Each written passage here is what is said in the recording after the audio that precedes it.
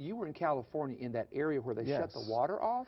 Can you comment on that? I mean, Well, yeah. I saw a little bit of that on one of the news networks, but I didn't know it was really as serious as It was. is, you know, I've gone. Explain that a little bit about what Well, happened. I've visited and go speak out in the San Joaquin Valley, you know, at least once or twice a year.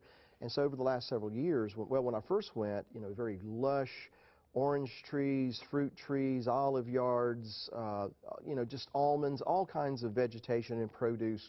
It's just incredible. But what I've noticed, Perry, over the last several years is that a lot of these things that were lush and green last year are dried up and just withering away today. You're talking about acres and acres, not I just mean acres and acres. In fact, I had a friend of mine out there who's right in the heart of this. He has a dairy farm in the heart of all this, and we were talking about the unemployment rate, you know, is on average around 10%, and he kind of laughed, and he said, not here.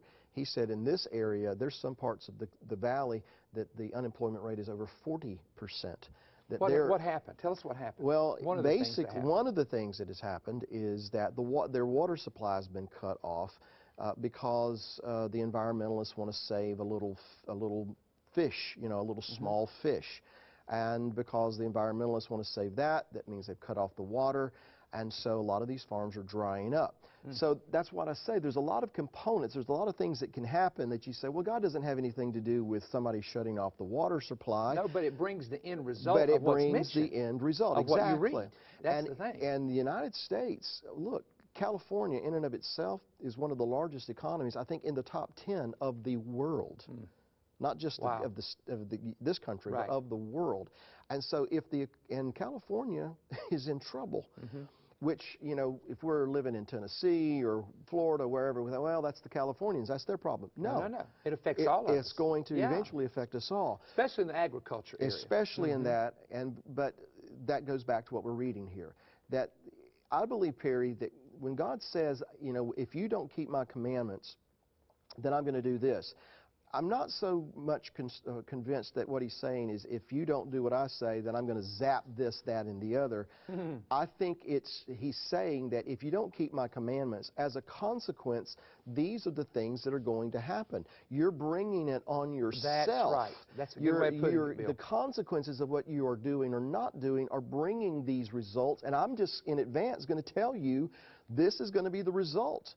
Because if our obedience to him, you know, if you will, bringing fruit in our lives, has the impact of bringing fruit from the very earth we live in, then what we see is the opposite of that is true as well. That when we bring forth the wrong fruit, or we're not bringing forth the right fruit, it's the consequences going to be seen in the nation as well. I'm going to write something down here so I won't forget to say it. But, you know, speaking of and we all want the environment to be healthy. That's a no-brainer. But if some of these folks that are the extreme environmentalists had been living and the dinosaurs were still here, they'd want all the dinosaurs to still live, and they'd be eating our kids, eating our people, tearing up the playgrounds, but we can't touch the dinosaur. But I'm sorry, I don't understand why you want to protect a minnow that we put in a sardine can and eat anyway, you know, and then cut off the water. So, well, I mean, I understand everybody's got their political views, but here's the deal. Here's the deal, Bill. Get that out.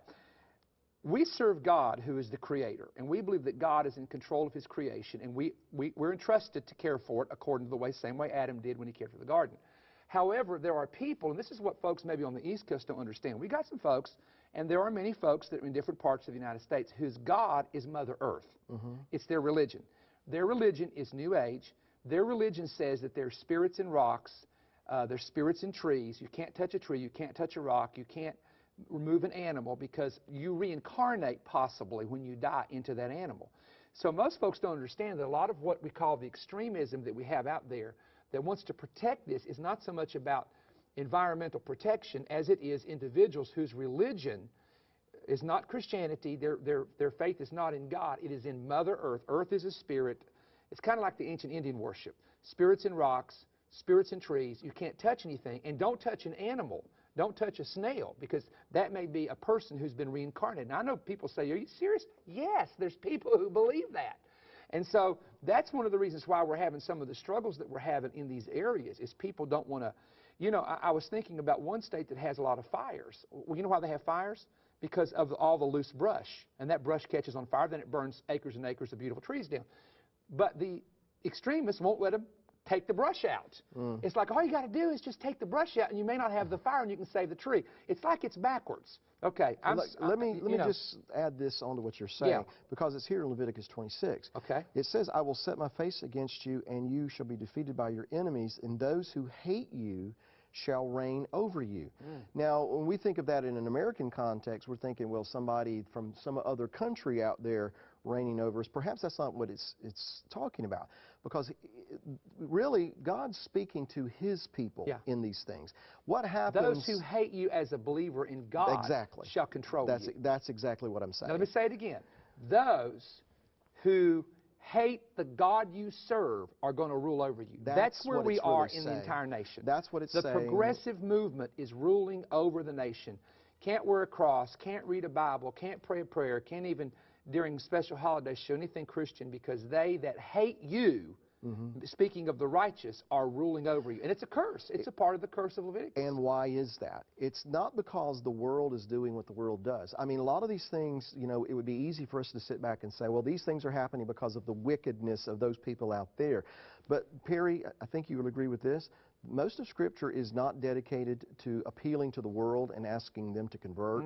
Most of Scripture is not appealing to the tares and asking them to become wheat. Right. Most of Scripture is appealing to the wheat, asking them to quit acting like the tares. Yeah. That is, to come out from among them and be a separate people. In other words, you sheep quit acting like goats. Exactly. You sheep be sheep. So these things are happening because His people have abandoned His ways. Right. His people have gone their own way. So and as a consequence, these things begin to happen. And if I can go ahead and get this in real quick too, is I believe, Perry, going back to previous programs, that all of this factors into there are certain things that have to happen to bring us to the point where certain things that are written, for instance, in Ezekiel 38 and 9, those things that are going to occur, there are other things that have to happen in advance of that, because all of this is designed to get His people in the right place at the right time, to get His people in sync with His will and with His purpose at this time. Absolutely. You know, my dad, I want to share something with folks here, and we may have a picture. I don't know if we did a drawing of this or not. J. Michael Leonard may have done a drawing of this. But my dad, I went to the house months and months ago, and he said, oh, son, I've had a double vision. He said, I sat in the chair, and he had a vision. And in the yard, he saw a plastic fork and knife, a plastic fork and knife, and a plastic fork and knife, 3, and they were buried 1/3 under the ground.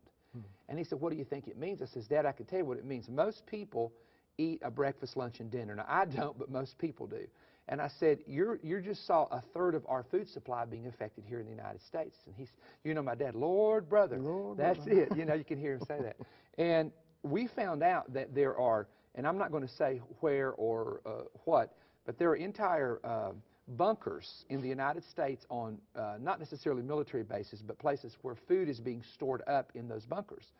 Not only that, but some of the places in the United States, some of the companies in Utah and in the West Coast that provide dried food in cans, they're having you can't find a number 10 can when you go to order. They're so backlogged.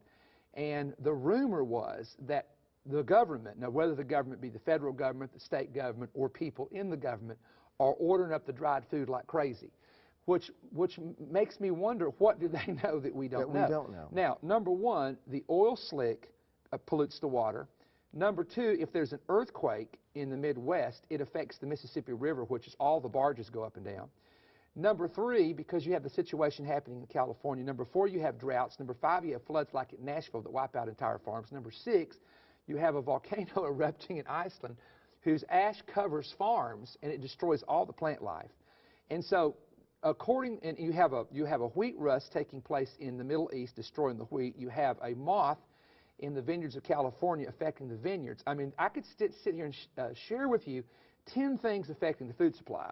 And one of the things that my wife and I do, we have a little plot of 1/8 of an acre where we have a garden that we take care of. And so when that garden begins to produce for, 2 months or so, we're going to have about 10 different types of vegetables that we'll be able to take.